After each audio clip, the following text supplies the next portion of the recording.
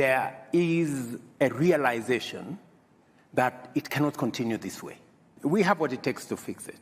And the conversation is already begun on what do we realistically do to be able to get the African Union to take charge of the affairs of our continent. Let me give you a case in point.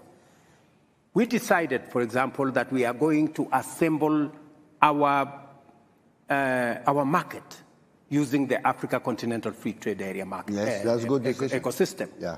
And the positive thing is that it was unbelievable at the rate at which we were able to achieve consensus and we were able to achieve ratification.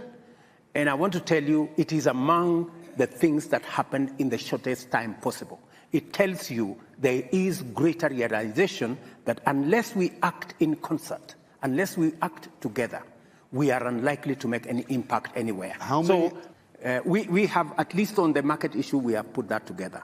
There is a debate that is going to evolve. Like, for example, we have also decided that it will not going to be business as usual. We have these meetings, Africa-US meeting, Africa-Europe, Africa-Turkey, Africa... India. Now we are waiting for, there is another one, Africa-Russia. And Africa-Japan. And Africa-Japan.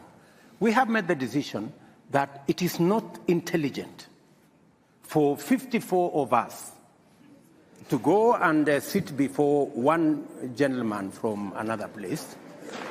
And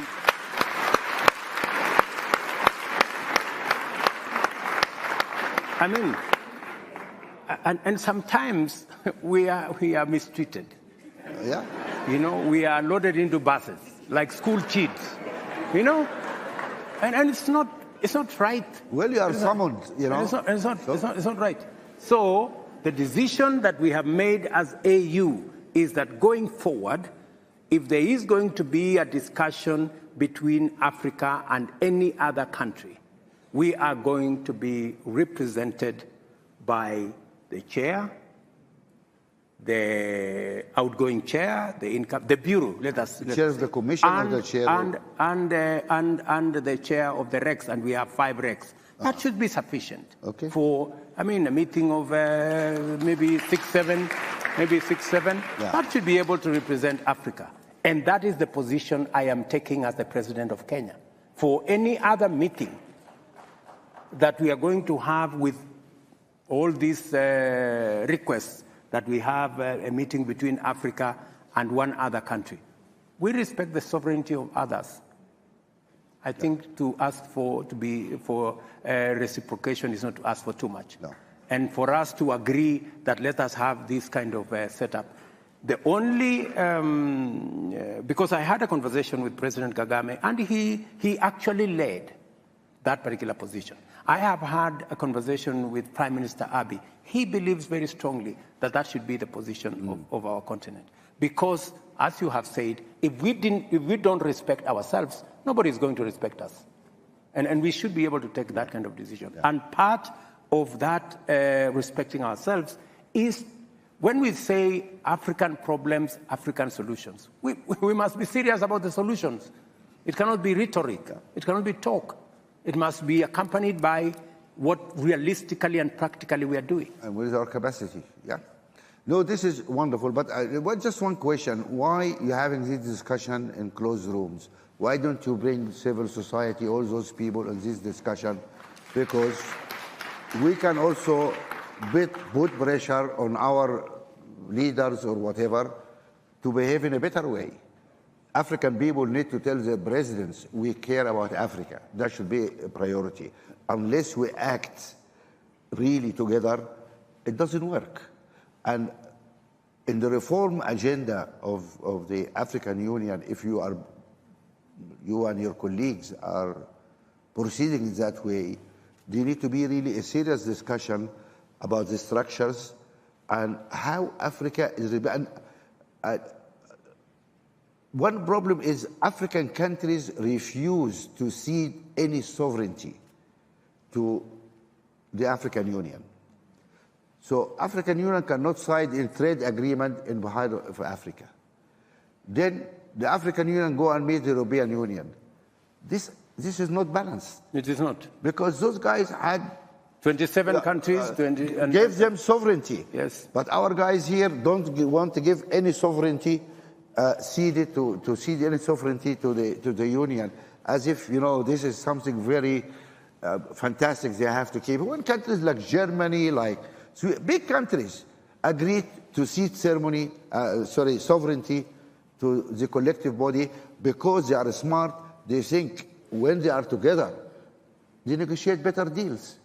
Are you saying? The only stupid guys, unfortunately, are the British, who left that collection. But look, I'm free to say that because I'm also a British citizen, and so I have my views about what happened in Britain. I know we have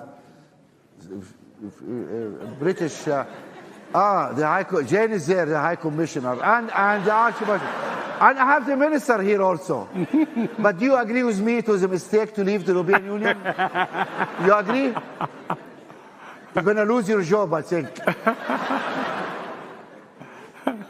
Anyway, BBC is not here, don't worry. Nobody watch Kenya TV, so don't worry. Anyway, so no, it's not a joke. I mean, it is truth. I mean, it is a mistake. Together, we're stronger. We do things better. And that's what we need the African people to press their governments. We need to be stronger. We need to have our union. We need to cede some of our sovereignty for the African Union. I'm not losing sovereignty because our collective sovereignty is huge. Is huge. Then we are somebody which will be respected around the world. We go out there in Europe, oh, we Africans, we African. I want to ask you, what do you mean you are Africans? You are South African, you're Nigerian, what do you mean you are Africans? Where is your government? What decisions you are able to make? What is Africa? Unless we have an African Union and a joint, a will, and then it doesn't work. So you made commitments now in front of all these people who are going to fight for that case. Is that correct? You have my commitment, and not just me, by the way. I think a critical mass of African readers is building on how we should act together. I told you this particular position of consolidating what we need to do and how we need to engage with the rest of the world was actually driven by President Kagame. Excellent. We've talked with many other heads of state, and I think there is a critical mass emerging that we need to act differently. We need to work smart. Let me tell you of an unfortunate situation. I visited one of the countries, I don't want to say which one, and we were having a conversation about the economic partnership agreement between EAC and the EU. Yeah. The EU, 27 countries, 520 million people have agreed on what we need to do. EAC, we have sizable, 170 million people. Then one country, and I don't want to say which one, refused to sign. So he said, no, we need to teach these people some lesson. So I'm listening. Your country has 11 million people. What are you going now to we teach? know the country.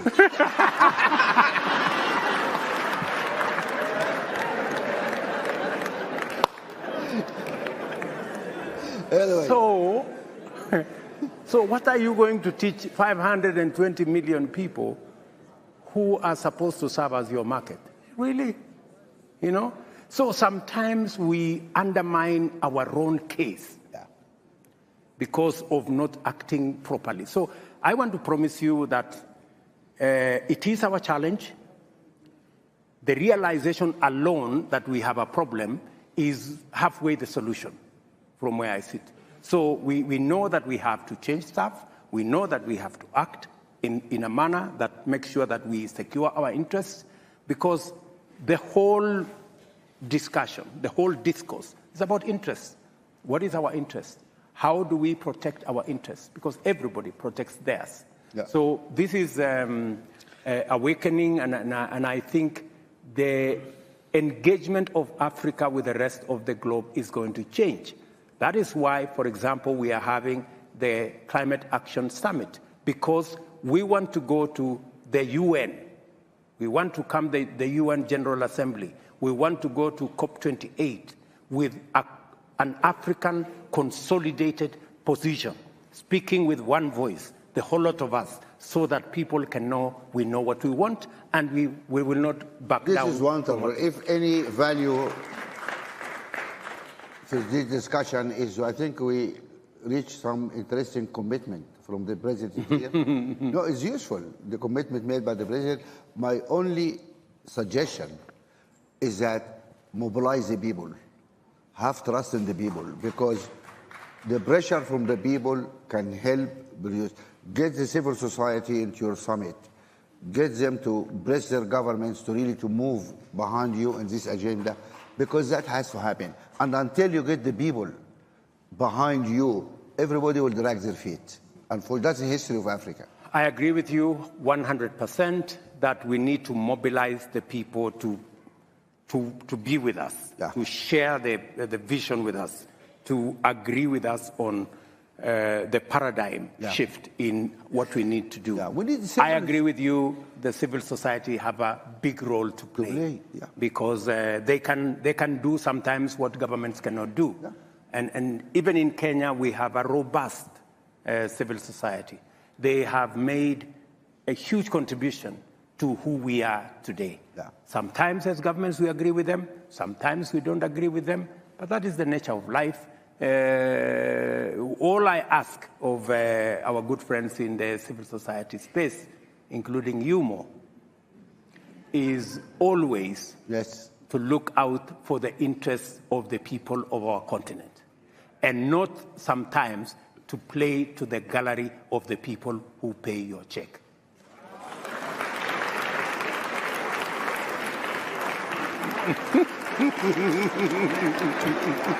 What are applauding for?